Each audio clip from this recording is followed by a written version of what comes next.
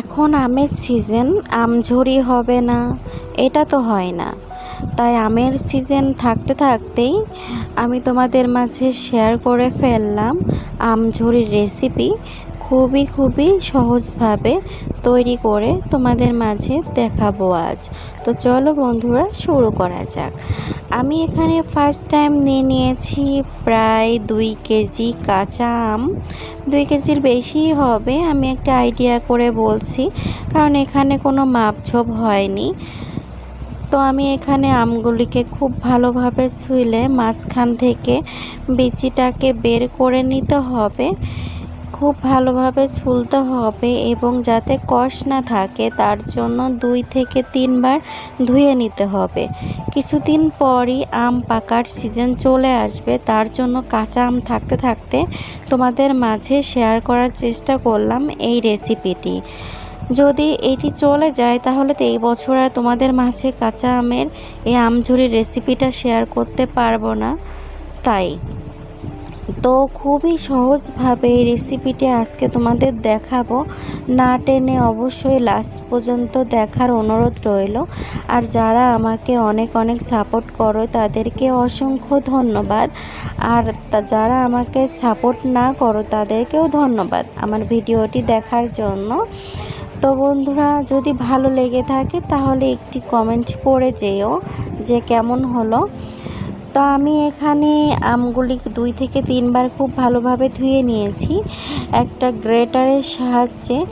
গ্রেটারের যে একটা বড় পাশ থাকে সেটি দিয়ে কুচি করে নিচ্ছি, ছোট পাশ দিয়ে কুচি করব না, কারণ বেশি ঝুরি হয়ে যাবে। এটি একটু বড়ই থাকা লাগবে, সেই রকম আলু কুচির মতো করে নিলাম। আর এখানে কোনো পরিমাপ লাগবে না, 1 চা চামচের মতো হলুদ দিয়ে আমি শুকাতে দিলাম, কারণ অনেকের আমচুরটা খুবই কুচকুচি কালো হয়ে যায়, তার জন্য এটা যাতে কালো না হয় তাই আমি এখানে সামান্য হলুদ দিলাম।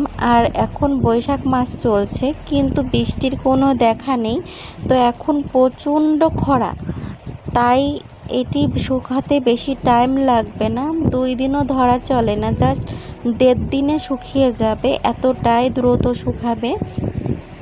তো আমি এটি সকালবেলা এই আমঝুরিটি কুচি করে আমি রোদে দিয়ে দিচ্ছি, একদম পাতলা করে ছড়িয়ে দিতে হবে। আর অবশ্যই তোমরা বড় গামলা বা প্লেটে দিবে না, আর এটিকে দেওয়ার চেষ্টা করবে ওড়না বা ঝুড়ির উপর, কারণ যে ওটার ছিদ্র থাকে, ছিদ্র দিয়ে পানিগুলি নিচে পড়ে যাবে আর উপরে রোদের তাপমাত্রা টেনে নিবে, সেটি খুব দ্রুত শুকিয়ে যাবে। আর এখন যেহেতু বৃষ্টি নেই, আম কোনো কালো হবে না, খুবই দ্রুত খুবই ভালোভাবে শুকিয়ে যাবে।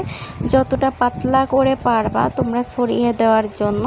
আমি এখানে ফার্স্ট টাইম একটা তাপাল নিয়েছি, তাপালের উল্টো পাশ করে তারপরে তার উপরে একটা বস্তা দিয়ে তার উপরে ওড়না দিয়ে তারপর আমি আম ঝুড়িটি দিয়ে দিয়েছি। তো তোমরা যদি এভাবে করে নিতে পারো তাহলে খুবই অল্প সময়ে শুকিয়ে যাবে। তো আমি এখানে টিনের চালের উপর দিয়ে রাখছি, কারণ টিনের চালে হিটিং হয় খুব বেশি, তার জন্য। তো হিটিং যদি ভালো হয় শুকাতে খুবই দ্রুত হয়ে যায়, একদমই সময় লাগে না। তো বন্ধুরা, আমার চ্যানেলটিকে অবশ্যই তোমরা সাবস্ক্রাইব করে দিও আর একটা লাইক দিয়ে শেয়ার করে দিও ভিডিওটা, যদি তোমাদের ভালো লেগে থাকে। তো আমি এখানে আমটি শুকাতে দিয়ে দিয়েছি। তো বন্ধুরা, আমার আমগুলি শুকানো হয়ে গেছে, আমি চলে এসেছি। আমি তোমাদেরকে বলেছিলাম যে মাত্র 1.5 দিনে শুকিয়ে যাবে, কিন্তু 1.5 দিনও লাগেনি, এতটাই কম টাইমে শুকিয়ে গেছে। তোমাদেরকে কি বলবো, তোমরা দেখতে পারছো একদমই ক্রিস্পি হয়ে গেছে, শুকায়ে হাত দিলেই চাপলেই ভেঙে যাচ্ছে, এতটাই ক্রিস্পি হয়ে গেছে। তো আমি আমঝুরিগুলো তুলে নিয়েছি। আর বন্ধুরা, তোমরা দেখতে পারছি একটু কিন্তু কালো হয়নি, কালারটি কোনোভাবেই কালো হয়নি, কারণ এখন সিজনটা ভালো। এই টাইমে যদি আচার দেওয়া যায়, যে কোনো আচারের ক্ষেত্রে রোদটা খুব ভালো পাবে। আর তোমরা যদি বিভিন্ন ধরনের আচারের রেসিপি দেখতে চাও অবশ্যই আমাকে কমেন্টে জানাবা। আর বিভিন্ন ধরনের আমসত্ত্বর রেসিপি, চাটনির রেসিপি দেওয়া আছে, অবশ্যই গিয়ে তোমরা দেখে আসতে পারো। তো আমি এখানে ছোট্ট একটি কিউট বয়ম নিয়ে নিয়েছি। আম কিন্তু শুকাতে দিয়েছিলাম, অনেক শুকিয়ে একদম অল্প হয়ে গেছে। তো আমি এখানে এখন একটা ফ্রাই প্যানে কিছুটা রসুন এবং শুকনা মরিচ একটু ছোট করে কেটে নিয়েছি, কারণ আমার বয়মে জায়গা নেই। আমি ছোট কিউট বয়মটা লোভ ছাড়তে পারিনি, তার জন্য এত ছোট বয়ম কিনে নিয়ে এসে মহা বিপদে পড়ে গেছি। তো তোমাদের সবই বলবো। তারপর আমার এমন অবস্থা হয়েছে যে আমি লাস্টে এক বয়ম থেকে ঢেলে 2 বয়মে আমি তেল দিয়ে ভিজিয়ে রেখেছি। আমি এতটাই প্রবলেমে পড়েছি। তোমরা অবশ্যই চেষ্টা করবা বড় একটা বয়ম নেওয়ার জন্য, তাহলে আমার মতো এরকম ঝামেলায় পড়তে হবে না। তো আমি এখানে দিয়ে দিলাম তেজপাতা ছোট ছোট করে কেটে, তারপর দিয়ে দিচ্ছি কালো জিরা এবং 5 ফোড়ন, আর তার সাথে কিছুটা হিং। তোমরা যদি এইগুলা দাও তাহলে আচারের ফ্লেভার এবং স্বাদ আরও দ্বিগুণ বেড়ে যাবে। তো এইটি আমরা অনেকেই খিচুড়ির সাথে খাওয়াটা পছন্দ করি। তোমরা কে কিসের সাথে খাওয়া পছন্দ করো অবশ্যই আমাকে জানাবা।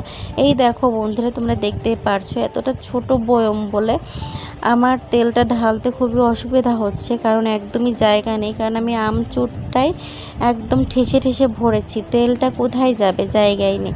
তো আমি খুবই কষ্ট করে 2 বয়মে আমি ভরে তারপরে তোমাদের মাঝে দেখালাম। তোমরা দেখতেই পারছো। তো কেমন হয়েছে অবশ্যই জানিও। তো বাই ফ্রেন্ডস, ভালো থেকো তোমরা সবাই। আল্লাহ হাফেজ।